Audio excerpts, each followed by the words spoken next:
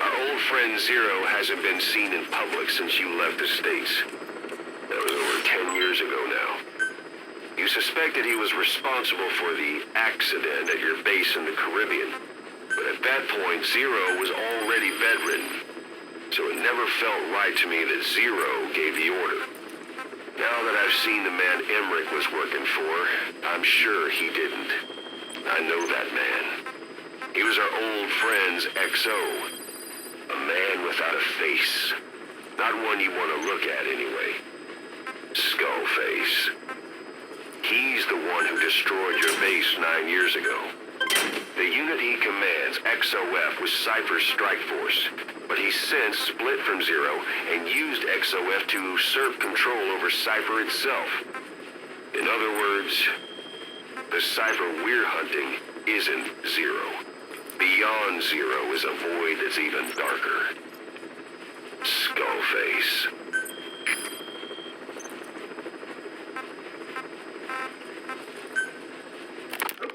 It wasn't just Cypher. Back in the Caribbean, every eye in the world was turned on us. A private army, just a bunch of guys with guns, in possession of a nuke? Why wouldn't they be uncomfortable? And that's why you made sure the inspection happened. Well, I thought our best move was to prove to the UN through the IAEA that we had no nuke. Of course, I was against us having it in the first place, but that was Snake's decision. The boss wasn't responsible. Well, don't get me wrong, I still believed in Snake. I thought I was making the best decision for all of us, that's all. I figured we should get a third party to exonerate us before proof of the nuke did get out. And who better to do that than an organization with international authority? So the truth is, you took it upon yourself to agree to an inspection arranged by the UN. Only the inspection was a ruse, and Cypher's strike force, XOF, showed up instead. I had no idea that would happen. Enough bullshit! Oh, sure, like I could have known. You know, I was just trying to prove our innocence to the world. What's wrong with that? We're not interested in the excuses you thought up. The truth is objective. Just see it from my point of view. You led XOF to the control tower. They seized it, giving them complete control over the base. Moments later, they detonated C4 on the strut legs. Anyone who'd managed to survive was hunted down by the assault force and their choppers. You can't believe I did that on purpose. That was the end of Mother Base. But it wasn't the end for you. How can you... Look, think about it. I lost something too. I built Zeke and it got buried underwater. I am a victim. That raises the big questions. Why were you the only one spared? You got away without a scratch. Why did Strangelove leave the base on the eve of the inspection? You two were close. Strangelove? And how did you manage to build something that surpasses Zeke in every way? Because you did everything they told you. You're the only one who didn't lose a thing. That is the truth. I was taken away against my will. Skullface forced me to do his research these past 9 years. He used me. I lost 9 years. 9 years? We all lost 9 years. It wasn't just you. I suppose blaming me makes you feel better, does it?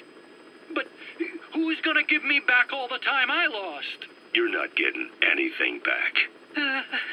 You're not a victim here, Emmerich. You're the perpetrator. I didn't know anything. Nobody can back that up. Yeah, all the evidence is at the bottom of the ocean. You know the hardest man to break. The type who's fooling himself. That takes time. It's easier to live a convenient lie than a painful truth. Is that the piece you've chosen, Doc?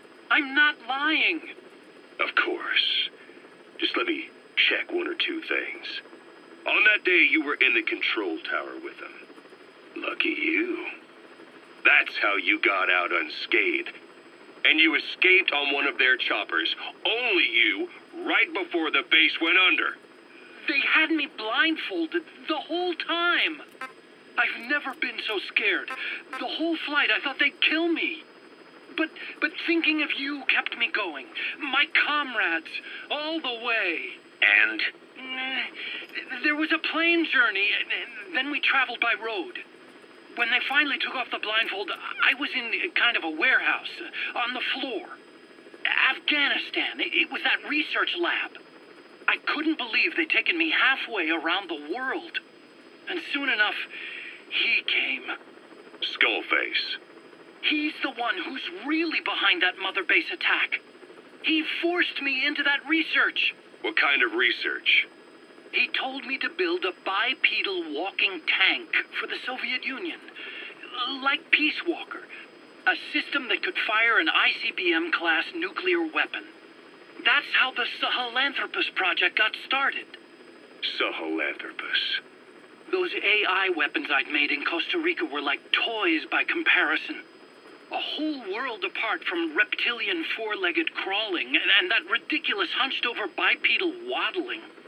My design evolved to the dawn of mankind. Sahelanthropus, the first steps towards humanity. An upright bipedal weapon system. Originally, Sahelanthropus was going to be a manned weapons platform. I designed a cockpit in its head, and I planned to fill it with water as a buffering agent. Like how Paz modified Zeke for human control. Don't compare me to some amateur. I designed it for human control from the beginning. The problem was miniaturizing the posture control AI. You remember the reptile pod? The AI that controlled your unmanned weapons. Attaching it externally makes it vulnerable, so this time I wanted it beneath the armor. Meaning I had to make the AI smaller. I got it down to less than a tenth the size without any loss in computation speed. But it was still too big for the cockpit. There wasn't enough room for the pilot. If I made the head bigger, its body would have to be bigger to support it. Too big to be practical. In the end, human piloting was taken off the table. I tested a remote control system too, but there was the time lag and I wasn't satisfied with its precision either. Plus, it would be useless if the enemy jammed it. So next, I went back to trying an AI-only system. To do that, I had the AI pods recovered from Nicaragua. This was a hybrid AI, a combination of Peace Walker's reptile and mammal pods. The only AIs that had ever successfully operated an unmanned nuclear weapon system. Really? You'd need some help to get that working. Expert help. Did you work with someone? I worked alone. You did that yourself? That's the thing. The AI didn't pan out in the end either. But I did finally get Sahelanthropus walking by folding over its upper body to lower its center of gravity. The first upright bipedal locomotive weapon system in the history of mankind. I guess technically it falls into the anthropoid ape category. I don't see the benefit of having it stand taller. On terrain with significant differences in elevation like Afghanistan, you need a body that's vertically adaptable. That also lets it attack from long range while using mountain ridges for cover. So, making it walk upright was the most important factor in giving it superior height capability. As the name suggests, that was the whole point of Sahelanthropus. But I was being pushed for results. Having the AI mounted externally would have been the fastest way to get it working. I just needed more data so it could maintain its balance. But Skullface refused to wait. He dismissed the idea of AI control and took Sahelanthropus away from me before I could finish it. But it was walking when it came after you. That's just it. I don't understand how Skullface got it to move upright, without a pilot or an AI. And walking at that speed, too. It's beyond anything I could have imagined. This is like the Wright brothers making it to the moon. I'm just as clueless as you are. So this Sahelanthropus, where is it now? I have no idea. All my experiments took place at that cave. I've never seen it anywhere else. Besides, it's still just an incomplete prototype at this point, and nothing but a paper tiger. Even if it can walk, it's far from being a viable weapons platform. It wouldn't be useful in actual battle. Emmerich will remain here at Mother Base for now, but not as a member of Diamond Dogs. I still don't trust him. That work for you? Fine by me. He can't be allowed any contact with staff either. Yeah. A lot of the guys would love some payback for 9 years ago. We still need him alive. But we have to restrict his movements. He can only go where we tell him. And of course, the interrogations will continue. He worked for that skull bastard for nearly a decade. He still has more to tell us. How long are we gonna press him? If our investigation shows he really had nothing to do with the attack, we'll reconsider his place here. But I don't expect that to happen. Remember that water tank-shaped object in Emmerich's lab in the Soviet base camp? The thing that started talking to you like a possessed answering machine. That was a pod built for housing the AI used to control unmanned weapons. You remember, back in '74 in Costa Rica. It was in those machines you fought there. They were designated Pupa, Chrysalis, Cocoon, and Basilisk, and each of them was fitted with an AI unit called a reptile pod. Emmerich created it. It mainly handled the machine's posture control and autonomous behavior. But the Basilisk, aka Peace Walker, also featured a second AI pod. That one was called the Mammal Pod, and it was created by Dr. Strangelove. She tried to recreate the boss's personality through the Mammal Pod, but you pulled out its memory boards. That's when it transferred its own functions to its reptile pod. Just like a human brain compensating for damage by using the remaining healthy parts. The result was a unique entity, a hybrid of the reptile and the mammal. It sank to the bottom of Lake Nicaragua with Peace Walker. But apparently they salvaged it and transported it to that lab. Don't let it deceive you, Snake.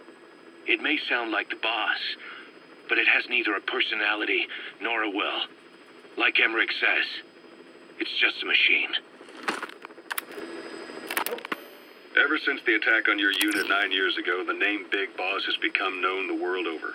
What do you mean? Those of your men who survived traveled far and wide. They fought throughout the world. In fact, they're part of the reason we have all these PFs now. Every one of them suffered their own phantom pain from losing you. Talking about you wherever they went helped to heal their wounds. Your actions and words, your legend, has been told on every battlefield they've set foot on. Obviously, as the tales have spread, the truth's been distorted, painted over. Big Boss sacrificed himself to show us the threat that Cypher poses. He sounded a warning, so it goes. A warning? Too much power destroys the hands that hold it. Apparently, you chose to be a living example of that. I never said any of that. The moment any truth is passed on, it starts turning into fiction. The problem is, fiction inspires people more than facts. To the world, you're now the legendary mercenary Big Boss. The lessons you've taught the PFs are the reason they're so widespread. They're the reason they've survived. And you know what they all aspire to? To one day go nuclear, just like you did, and stand up to Cypher. Of all the stupid things you could do. They'll never understand what you really wanted. Heroes are misunderstood. It takes a man of the same caliber to understand what drives them. Bottom line is, these guys want to be like their hero, Big Boss. And deep down, they all have their eyes on nuclear weapons. They say that a nuke is the only means of standing against Cypher. But these days, it's becoming little more than a slogan to rally the troops and survive in a cutthroat business. Currently, there are 3 major PFs who've expanded into Central Africa. CFA, Rogue Coyote, and Zero Risk Security. HEC's investigations have shown there's almost no overlap between their areas of operation. It's not so much a turf war, more like they have a gentleman's agreement.